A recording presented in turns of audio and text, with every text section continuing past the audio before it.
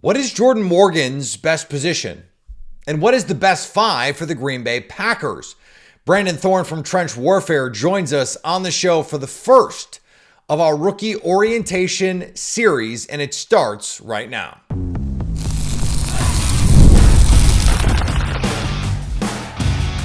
You are Locked On Packers, your daily Green Bay Packers podcast. Part of the Locked On Podcast Network, your team every day. You are Locked On Packers, part of the Locked On Podcast Network, your team every day. I'm Peter Bukowski, and I cover the Packers for The Leap, a newsletter I would love for you to subscribe to. Follow me on Twitter, Peter_Bukowski. Follow the podcast on Twitter, Locked On Packers. Like us on Facebook. Subscribe to the podcast, iTunes, Spotify, Google Podcasts. Wherever you find podcasts, you will find Locked On Packers, the #1 Packers podcast on the internet, and the show for fans who know what happened. They want to know why and how. Today's episode brought to you by our friends at Game Time. Download the Game Time app, create an account, and use code LOCKEDON for $20 off your first purchase. Terms, of course, do apply. Brandon Thorn from Trench Warfare is the person to talk about offensive line play, trench play, pass rush play in the NFL media space. Trench Warfare is the Substack. Go subscribe. And I think this is at least our third and maybe our fourth year in a row having Brandon on to talk about the offensive line for the Green Bay Packers post-draft, because whether it's in the first round, as it was in this case, that hadn't happened in over a decade, or the second round, the third round, day 3, the Packers always draft offensive linemen. So it's not just Jordan Morgan that we're going to talk about on today's show. We're going to talk about Rasheed Walker. We're going to talk about Zack Tom. We're going to talk about Josh Myers, the best five, all of that good stuff on today's first rookie orientation series. Let's get into it. Joining me now from Trench Warfare, one of the best resources you can have when it comes to trench play. Of course, it's just what it sounds like. Brandon Thorn. And Brandon, this is now becoming an annual tradition for us to talk about Packers offensive line coming out of the draft, because Brian Gutekunst seems to be kind of obsessed with drafting offensive linemen, even if it's not in the first round. So let's go back pre-draft. Jordan Morgan, some questions about, is he a tackle? Is he a guard? What did you think of him when you watched him at Arizona? Yeah, so, initially when I first watched him early in the year, I saw a guy who definitely looked and moved and played like a tackle. I think some of that had to do as you get further into the season with level of competition and just maybe not being challenged, as much as he eventually was. So I think just from a size, movement skill standpoint, like he could probably play tackle in the NFL. It's just, the more you watch him, I just kind of saw some reoccurring issues in pass protection in particular that just got taken advantage of, quite a bit on film. And, I know a lot of people, and rightfully so to a degree, focus on the matchup, against UCLA and Latu and, the 6-7 reps that they had against each other or whatever. And, he performed well in that game. And, I think he probably won that overall matchup in the limited exposures that he did have against him. But I think his struggles more so came with the guys who were more power oriented. Yeah. Braylon Trice got him a couple times. Braylon Trice definitely got him a couple times. And then after that game, and just throughout the year, I remember the USC game was a pretty rough game for Jordan Morgan in pass protection in terms of losing similar ways inside or just against power. And then even against lesser opponents too. I don't have my notes in front of me, but there's other games, and it's just he's losing the same kind of ways over and over. And I just kind of struggled with seeing that translating to tackle at least right away and it being kind of a seamless no-brainer type thing. And I just kind of looked at, the other things he does well in the run game and just kind of how he's built and his play style. And I know, I think you mentioned this, most people compared him to Matthew Bergeron, and I think that was a very natural comparison. Yeah. And so that's kind of ultimately where I landed on him is, in that type of player. And, as we know, Bergeron started at left guard last year as a rookie for the Falcons, and I think that's probably going to be his long-term home. Morgan's a career left tackle, so there's some projection there, but that's ultimately where I landed, just because I think when you put him inside a guard, you kind of almost eliminate that sort of concern that he had in pass protection, because I think it had to do with him getting in too much space and getting opened up a little bit by speed, and then struggling to protect his inside against speed to power. And on the interior, obviously things happen quicker, and I think that would probably lend itself well to his skill set. So that's kind of where I landed on, why I landed on where I did. To what degree do you think arm length plays into that switch? Is it more about where you think just how he naturally sets in pass protection, or is the Army 32 and 7/8 is certainly shorter than what you'd normally want? Brian Gutekunst said, "Look, we don't really care because we think he has the feet to play tackle." How much of that is baked in there when you think, okay, maybe guard is better for him? Yeah, I think it's so, it's interesting. It gets kind of nuanced with him from what I saw on film, because yes, athletically in the run game, like in terms of sheer burst and ease of movement as a run blocker, you see it, outside zone climb, screen game, stuff like that. Yeah, him in space in the run game is really fun. Yeah, he's certainly athletic in that regard. But when you're talking about pass protection athleticism, if you will, like in terms of getting to a spot on an island and then redirecting, I saw a little bit more heavy kind of choppiness to his athletic ability there. So I think that's really my main concern in pass protection. He has kind of a habit of opening up early, which speaks usually to kind of a lack of range to get to a spot square. So you have to open up and turn and kind of run there a little bit, or shuffle there. And as you do that, and if a guy can counter inside, you're a little late to respond to that. And that's where most of his losses occurred. So I struggle to see that getting that much better against NFL competition. However, in the right sort of system, I think that can be masked to a degree. And I think Green Bay is one of those sorts of places that is, they have an efficient run game, traditionally, and they're also kind of a play action oriented passing game, which allows offensive linemen to be more aggressive and things like that, and not have to really live on an island very often. So I do think he's in a good spot to sort of, like I said, just mask that and kind of probably get by. But, pre-draft, I'm projecting him generally to the NFL, and generally I think he would probably fit more, at guard for most schemes. But I think this is one of those spots where I could see tackle potentially working out for him. How much of this, and this is something we've talked about before, Green Bay's infrastructure and the way that they're able to get, when I asked Marshall Newhouse at Super Bowl, I was like, why do the Packers just, it doesn't matter the coaching staff, they just like churn out these guys? And I do think one of the reasons is because they find these players who Ross Uglum calls it failing into guard. They're the right size and shape. They're not too tall. They're not too big. And that could be what happens with Jordan Morgan. How much of this do you think is technique? We heard Adam Stenovich, the offensive coordinator, say the other day, look, we're working on not just hand placement, but hand timing. And that seems to be the key to me, is he can be late to shoot his hands, and that creates problems for him. How much of those issues do you think are just like, hey, like we assume these players at major colleges get a lot of coaching on technique. That's not always the case. How much of it do you think is fixable here? Yeah, I mean, I don't know that that's the case in the NFL either in terms of technique. That's true. But maybe in Green Bay, there are some select teams where the coaching staff on the offensive line is more geared towards technique. And it sounds like, based on, maybe how Green Bay does things, that's one of those places. So, but yeah, I mean, having 37 starts that he did at college and having sort of these reoccurring issues that, I don't know exactly how their coaching staff approach things. I don't have that intimate of knowledge there. So I think it is a really good point to bring up, because I think technique is a part of that. And, traditionally with guys coming college to pro, strike timing, hand placement, those are things that always can get a little bit cleaned up and make you a little bit better.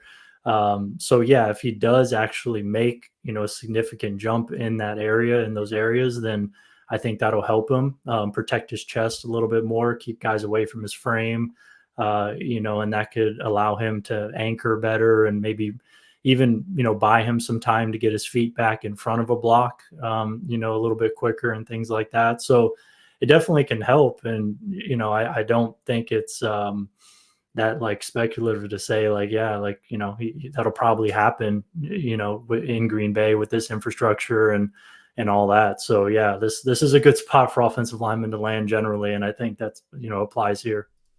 All right, we're going to get back to more with our conversation with Brandon Thorn in just a second here on Locked On Packers. Today's episode brought to you by our friends at BetterHelp. All right, I'm going to tell you how I really feel about Jordan Love. I think he can be one of the 2 or 3 best quarterbacks in the NFL. In the NFL.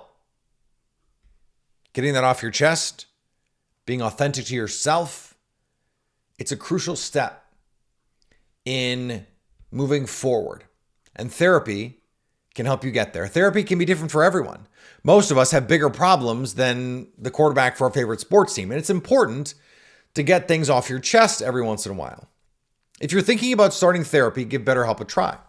It's entirely online, designed to be flexible and suited to your schedule. Visit BetterHelp.com/lockedon to get 10% off your first month. That's BetterHelp, HELP.com/lockedon. More with Brandon Thorn in just a second here on Locked On Packers. Are you watching Fox Sports or ESPN on your TV all day? Have to turn down the volume with all that shouting? Make the switch to Locked On Sports today, a free 24/7 sports streaming channel programmed for you every day to bring the biggest stories without all the screaming.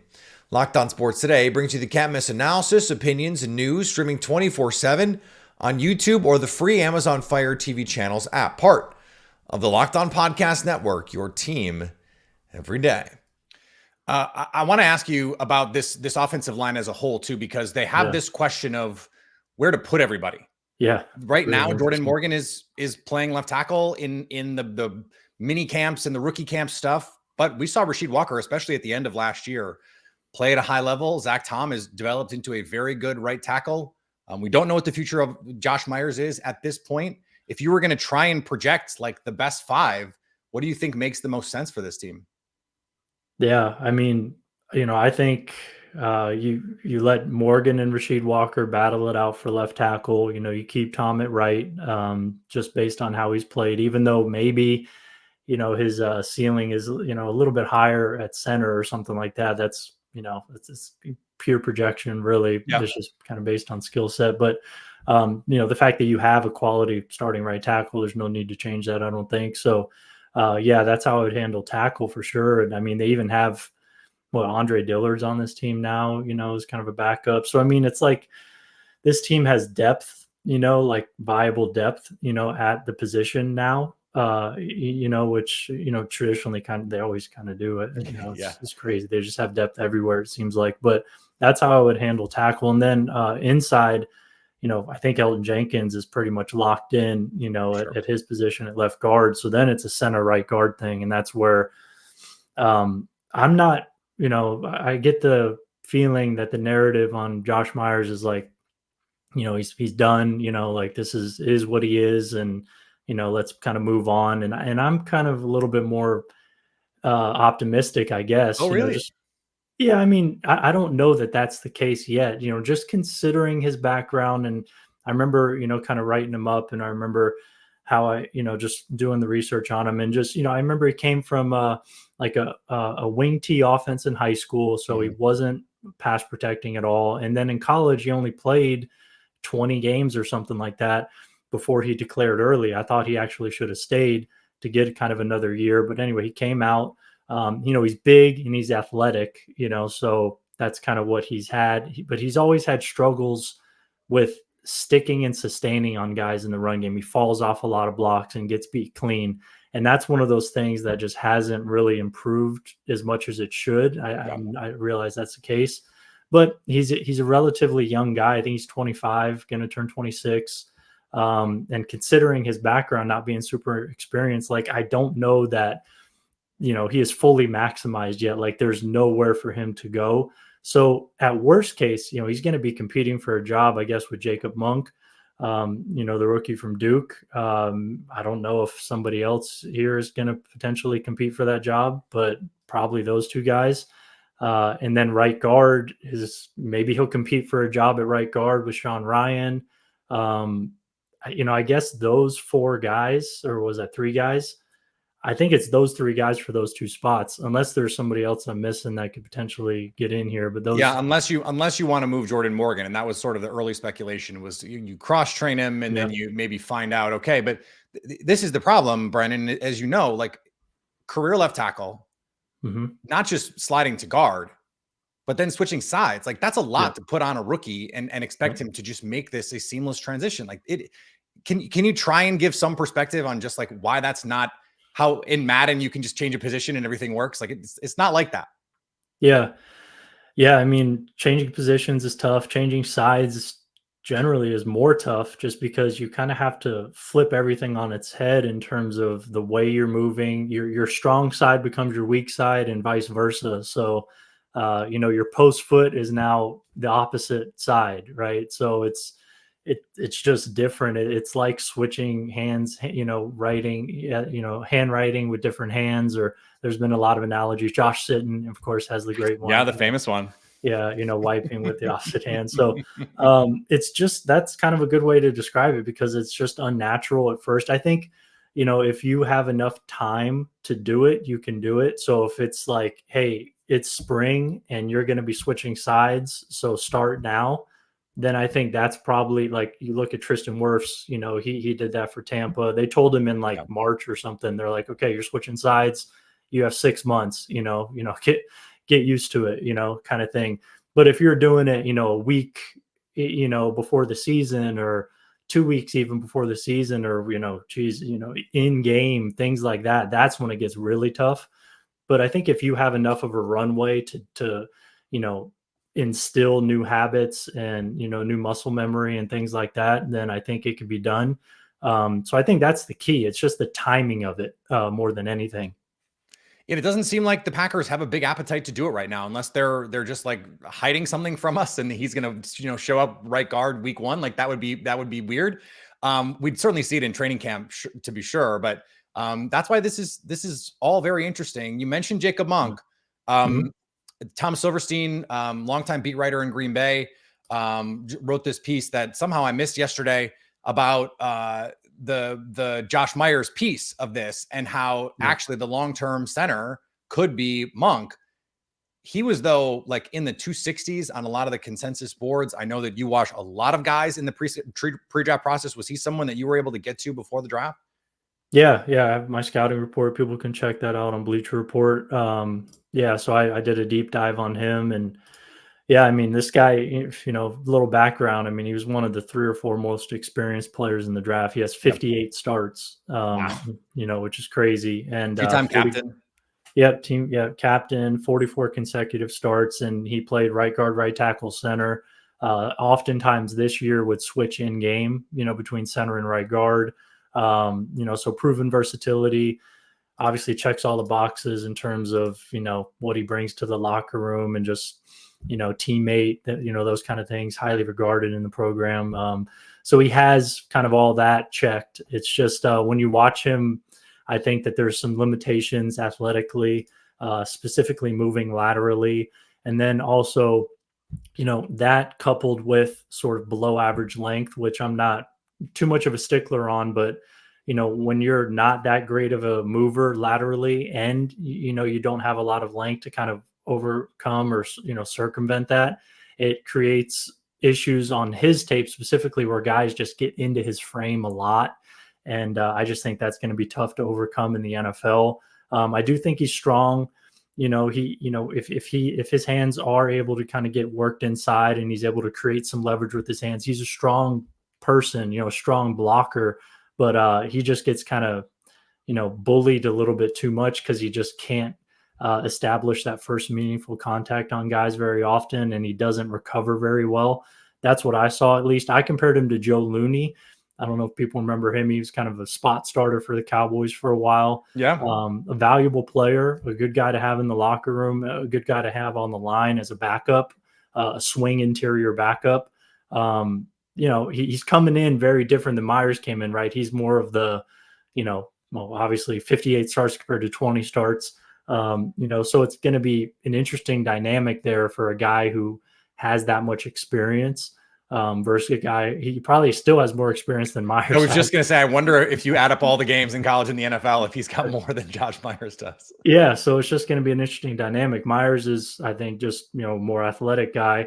But Monk is just one of those kind of crafty, versatile guys who can, find, add value in different ways. So a little Lucas Patricky then has that, like, he could spot start for you, center, could be a guard if you needed him to be, but probably not his best position. Like that was sort of who I was envisioning as you were describing what you saw on tape. I think that's a good name that people listening to this will be able to relate to for sure. So yeah, that's probably a good way to sum them up. Still so much more to go with our pal Brandon Thorn here on Locked On Packers. Game Time is an authorized ticket marketplace of the NBA, which makes getting playoff tickets even faster and easier. Prices on the Game Time app actually go down the closer you get to tip-off with killer last-minute deals, all-in prices, views from your seat, and the lowest price guarantee. Game Time takes the guesswork out of buying tickets.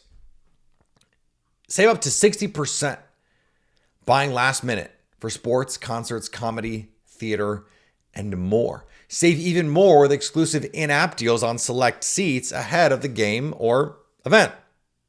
Plus, you get views from your seats. Get a panoramic view from your seat in the app before you buy. So take the guesswork out of buying tickets for the NBA or anything else with Game Time. I've bought tickets from Game Time myself, and it was a great experience for me. Download the Game Time app, create an account, and use code LOCKEDONNFL for $20 off your first purchase. Terms do apply. Again, create an account and redeem code LOCKEDONNFL for $20 off. Download Game Time today. Last minute tickets, the lowest price guaranteed. More with Brandon Thorn in just a second. Locked On has launched the first ever national sports 24/7 streaming channel on YouTube. And now it's also available on Amazon Fire TV and the free Fire TV channels app. Locked On Sports Today, here for you 24/7, covering the top sports stories of the day with the local experts of Locked On, plus our national shows covering every league. Find Locked On Sports Today, now available on the free Fire TV channels app. What did you see? And we'll end on this. Yeah. Zack Tom seemed to make a material jump last year to this year, or I guess 2022 to 2023. And he talked about changing his body, getting stronger. That was something that in the pre-draft process was a talking point. Like he played probably 290, 295. And now he's in that 305, 310 kind of range. That anchor was something that we were worried about. Some similar, honestly, flaws to what we saw with Jordan Morgan as well. But what did you see as the biggest difference from when he was a rookie to what we saw last year when he was, one of the probably 10 best right tackles in the league? Yeah, I think that's probably fair. I just think he really had much more of a command in his technique, more so than anything, in terms of getting, his relationships on rushers, getting to spots on time, not oversetting, not undersetting, just lining up targets well, both with his feet and his hands. Just played with really good timing, I think. And when you're as athletic as he is, and your timing is in sync and your body positioning, I mean, you're going to get a lot of guys blocked, especially in this system. So I think it's, kind of just a factor of just playing more football at that position. Getting incrementally stronger has helped. I do think the anchor is still probably closer to below average to average. It's passable now, more than anything. I still think it could get better because part of anchoring is technique as well. It's not just play strength. So I think that he can still improve in that regard, but it's kind of similar to like the Brian O'Neill thing. Like Brian O'Neill, is one of the 5 or 6 best right tackles in the league, but man, you get him one-on-one against some of these power rushers, his anchor's still pretty shaky. And that's just a part of the package. There's a lot of strengths that outweigh that, but you just kind of have to put them in the right sorts of positions against the right matchups. If you have guys who can, convert speed to power and play with a really good bull rush, maybe formational help, schematic help. There's so many different things you can do that a guy like Matt LaFleur and some of these play callers can do, and they do it at such a high level. So I think if you do that against certain matchups with Zack Tom, he has a lot of strengths to rely on, and he's probably going to be an above average type starter. Maybe very good. I'm not sure I'm there yet with him, but I definitely think above average. At this point. Yeah, well, and that was part of why the conversation was being had. Is he more valuable as a solid to good right tackle, or if he can be a really good center, where is he more valuable? I don't know that we have a clean answer for that, but especially because it's a big hypothetical, but it is certainly an interesting conversation. Do you have just like Zack Tom aside, where would you come down on the positional value of it all there? Well, I don't think there's much of a question that tackle's more important than center. Right. Although I do think center's underrated and definitely important and can make an offense better. I think if it wasn't so much a projection in this particular case, then Right. I That's would be the more part that makes it hard. Yeah, I would be more open to the center talk. Because honestly, when I projected him coming out of the draft out of Wake Forest, I thought center too would probably be his best long-term fit. But now, after a couple of years of tape, playing in the NFL at right tackle, I've become convinced that, I'd probably just keep him there at this point. I generally do kind of go against consensus, whereas like I want the guy to be the best version of himself, regardless of position. I just want the best player. Yeah. So that's how I usually land. But in this case, now that we've seen it proven, it's like, yeah, I just think even if he could be a little bit better at center, let's just keep him at right tackle. Yeah, Zack Tom coming out, and I think I might have mentioned this name to you. Reminded me of J.C. Treader. I was like, okay, tackle maybe, but center. Mitch Morse was another one. Yeah, that's a good one too. So the Packers are willing to just blow it up. Like 2022, they flipped half the line and they moved Ellen Jenkins from tackle back to guard and John Runyon from left guard. Like they're willing to just say, let's get crazy. Let's get the best five out there. Sometimes to their own detriment though, as well. Brandon, let people know Trench Warfare, where are all the places that they can find your work. You mentioned the scouting and Bleacher Report. There's some awesome stuff there as well.